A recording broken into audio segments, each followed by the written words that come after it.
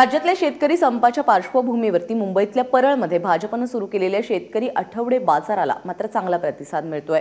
पुणे, पुरंदर, सासवड, बारामती या ठिकाणाहून आलेल्या शेतकऱ्यांच्या फळं आणि भाज्यांची या बाजारात विक्री केली जाते। दरम्यान संपाबद्दल संभ्रम कायम असल्यामुळे विक्रेत्या शेतकऱ्यांची संख्या तुलनेनं कमी दिसून आली आहे।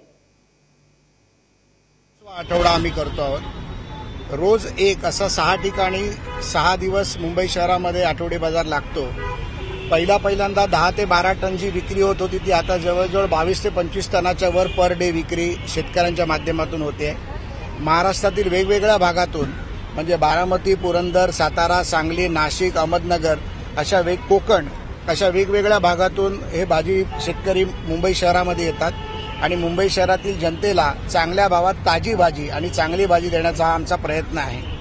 दर रविवारी बसतात ते कसं इकडे पण या साईडला पण गर्दी असते। एवढ्या या साईडला तुमच्या समोर कोणीच दिसत नाही, त्या बाजूला बसलेले आणि त्यांचे जे 25 दर ते 50 झालेले आहेत। किलो मागे पण किंवा पाव किलो मागे फरक पडलेले आहे। भाजी पण त्या प्रमाणात कमी झालेली आहे। काय वाटतं काय कारण आहे? आपण दररोज तुमच्या न्यूज बरोबर पेपरला घेऊन बातमीवरती बघतो रस्त्यावरचे जे माल येतो शहरामध्ये येऊन देत नाहीयेत, रस्त्यावर फेकला जातोय, त्यामुळे इथे पोचतोय कुठे माल। आणि शेवटी कसं होतं, हा जो माल तो नक्कीच संधी मिळते, जास्त भावाने विकला जातोय माल।